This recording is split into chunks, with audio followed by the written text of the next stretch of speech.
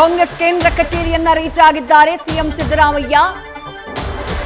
ಈ ವೇಳೆ ಕೆಸಿ ವೇಣುಗೋಪಾಲ್ ಹಾಗೆಯೇ ರಾಜ್ಯ ಕಾಂಗ್ರೆಸ್ ಉಸ್ತುವಾರಿ ರಣದೀಪ್ ಸಿಂಗ್ ಸುರ್ಜೇವಾಲಾ ಅವರನ್ನ ಭೇಟಿಯಾಗಿದ್ದಾರೆ. ಇಬ್ಬರು ನಾಯಕರು ಭೇಟಿಯಾಗಿ ಕುಶಲೋಪರಿಯನ್ನ ವಿಚಾರಿಸಿದ್ದಾರೆ, ಹಸ್ತಲಾಘವ ಮಾಡಿದ್ದಾರೆ. ಫೋಟೋಸ್ ಗಮನಿಸ್ತಾ ಇದ್ದೀರಿ.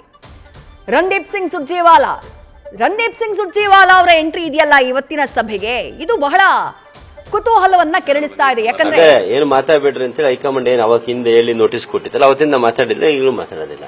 ಅದರದ್ದೇನು ಸಬ್ಜೆಕ್ಟ್ ಇದ್ರೆ ಮಾತಾಡಿ, ಕಾನ್ಸ್ಟಿಟ್ಯೂನ್ಸಿ ಇದ್ರೆ ಕೇಳಿ ಮಾತಾಡೋಣ. ಒಳ್ಳೇದಾಗುತ್ತೆ ಸರ್ ಏನಾದ್ರು.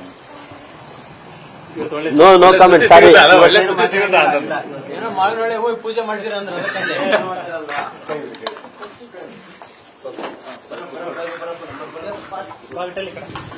ಸಿದ್ದರಾಮಯ್ಯ ಅವರ ಡಿಕೆ ಶಿವಕುಮಾರ್ ಅವರ ಪರಮಾಪ್ತ ಬಳಗದಲ್ಲಿ ಗುರುತಿಸಿಕೊಂಡಂತಹ ಶಾಸಕ ಬಸವರಾಜ ಶಿವಗಂಗಾ ಯಾವತ್ತೂ ಈ ವಿಚಾರದ ಬಗ್ಗೆ ಮುಕ್ತವಾಗಿ ಮಾತನಾಡೋರು, ಆದ್ರೆ ಇವತ್ತು ಮಾತ್ರ ಮಾತನಾಡಲಿಲ್ಲ.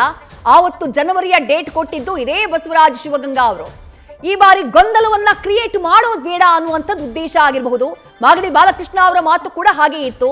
ಯಾವುದೋ ಒಂದು ನಿರೀಕ್ಷೆಯಲ್ಲಿ ಇರೋ ರೀತಿ ಇಬ್ರು ಕೂಡ ಮಾತನಾಡಿಲ್ಲ.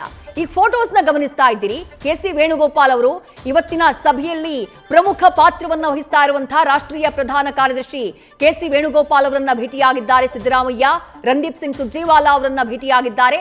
ರಣದೀಪ್ ಸಿಂಗ್ ಸುರ್ಜೇವಾಲಾ ಅವರು ಇವತ್ತಿನ ಸಭೆಯಲ್ಲಿ ಭಾಗಿಯಾಗ್ತಾರೆ ಅಂತ ಹೇಳಿ ಇವತ್ತು ಬೆಳಗಿನ ತನಕನೂ ಒಂದು ಸ್ವಲ್ಪ ಅನುಮಾನ ಇತ್ತು. ಯಾಕಂದ್ರೆ ನಿಮಗೆ ನೆನಪಿರಬಹುದು, ರಾಜ್ಯ ರಾಜಕಾರಣಕ್ಕೆ ಸಂಬಂಧಪಟ್ಟ ಹಾಗೆ, ನಾಯಕತ್ವ ಗೊಂದಲಕ್ಕೆ ಸಂಬಂಧಪಟ್ಟ ಹಾಗೆ ಕಳೆದ 6 ತಿಂಗಳಲ್ಲಿ ದೊಡ್ಡ ಮಟ್ಟದ ಚರ್ಚೆಯಾದಾಗ್ಲೂ ರಣದೀಪ್ ಸಿಂಗ್ ಸುರ್ಜೇವಾಲಾ ಅವರು ರಾಜ್ಯ ಉಸ್ತುವಾರಿ ಆಗಿದ್ರು, ರಾಜ್ಯಕ್ಕೆ ಬಂದು ಗೊಂದಲವನ್ನ ಬಗೆಹರಿಸುವಂತಹ ಕೆಲಸವನ್ನ ಮಾಡಿರಲಿಲ್ಲ.